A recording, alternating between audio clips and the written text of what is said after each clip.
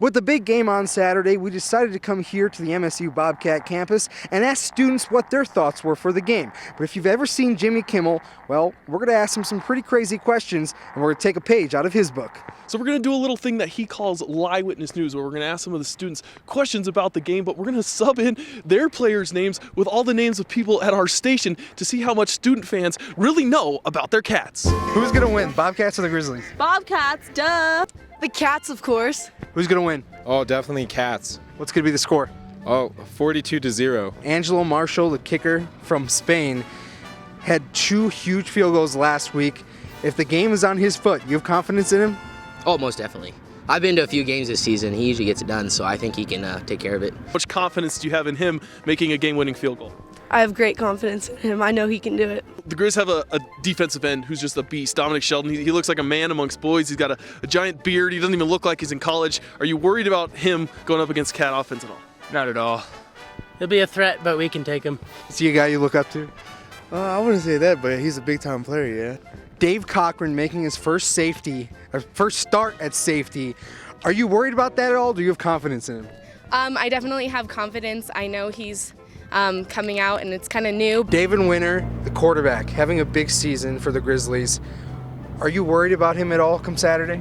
No, he's a Grizzly. My man Sean Rainey, over a running back for the Grizzlies.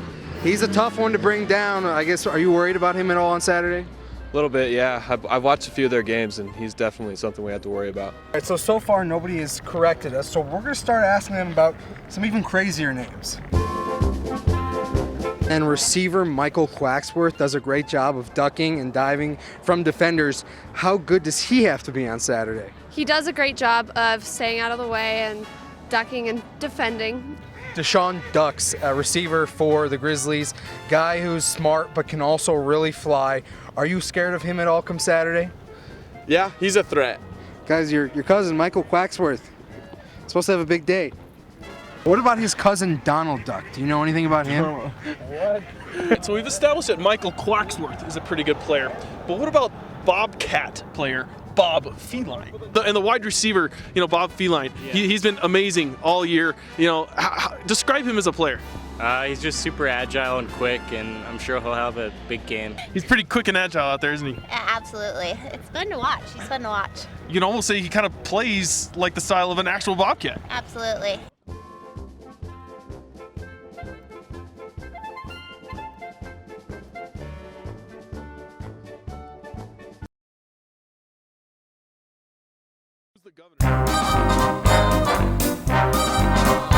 First question is, do you know the state's nickname?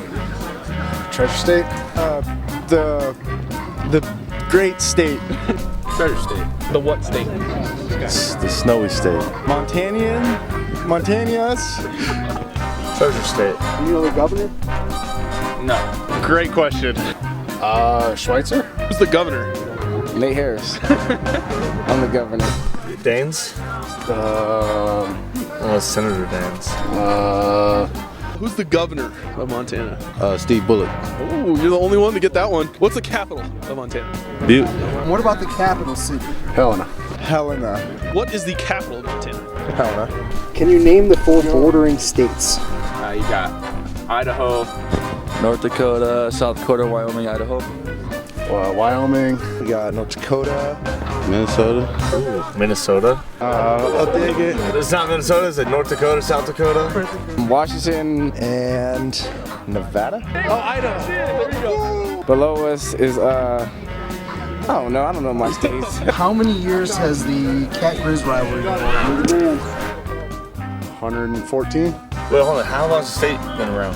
126? It's over 100 years. I'd probably say like 114, 15? I got 115, right? Yeah, that's it. 115? Exactly. Oh, there you go. The state's been 126 years, right? And 115 for Cat Grizz. I thought that was crazy. Yeah. How long has the Cat-Grizz rivalry been going for? Too long. I feel bad for them. Last but not least, what's the state animal? Can you name the state animal? Grizzly Bears. Buffalo? We're the Grizz. The elk? You might not like it. I'll give you a clue. Grizzly bear. Moose? The grizzly bear. Probably a grizzly. Grizzly bear? Really? Ugh, what the? That needs to change. That's it. Needs to change, Bill.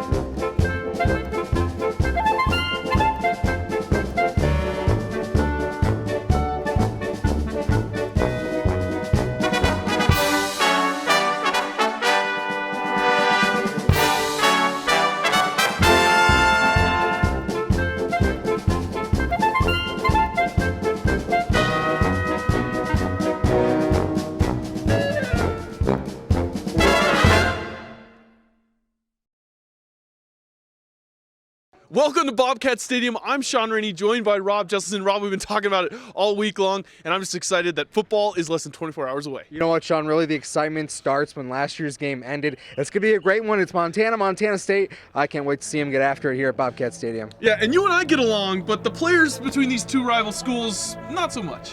I don't want to really be rude, but I don't like Pro Cup. I kind of feel that there's a lot of talk about Pro Cup, so I'm so excited to play against him and see what he's really about and see if he's really ready for, you know, a Grizz-Cat rivalry. Well, Rob, Dakota Prukop isn't the only quarterback playing in his first Brawl of the Wild tomorrow. Yeah, you're right. Brady Gustafson making his first start against the Cats. Only his second straight start since coming back from his injury. He's a good quarterback. He's something the Bobcats have their eye on. Brady brings a different skill set than the previous couple quarterbacks that have been playing recently.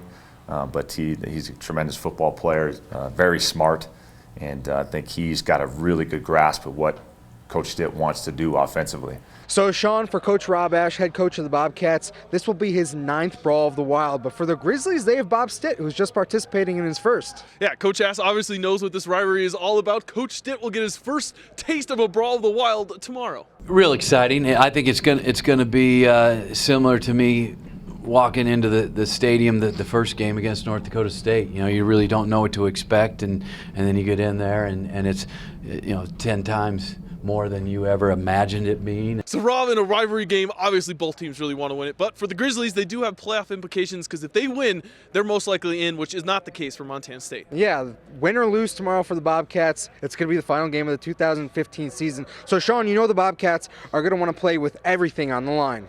You know, we have a whole lot of things in the game plan, a whole lot of ways that we feel they can be attacked, and we're going to throw the whole, throw everything at them on Saturday. So yeah, Rob, Montana State could throw the kitchen sink at the Grizz, so we're not sure what to expect. So it's going to be hard to predict this one, but what do you got? You know what, Sean? I think this could be a close game. I think there's going to be a lot of scoring like most Bobcat games have.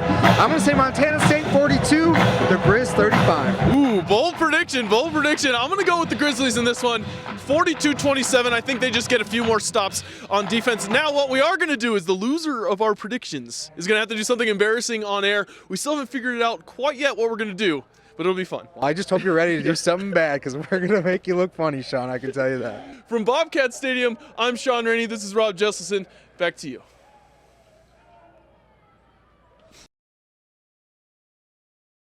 Welcome back to our special edition of the Brawl of the Wild coverage. I'm Sean Rainey, joined by Rob Jesselson. And Rob, today we're talking offense. Oh, it's going to be a good day because both offenses, as you know, Sean, are very, very good.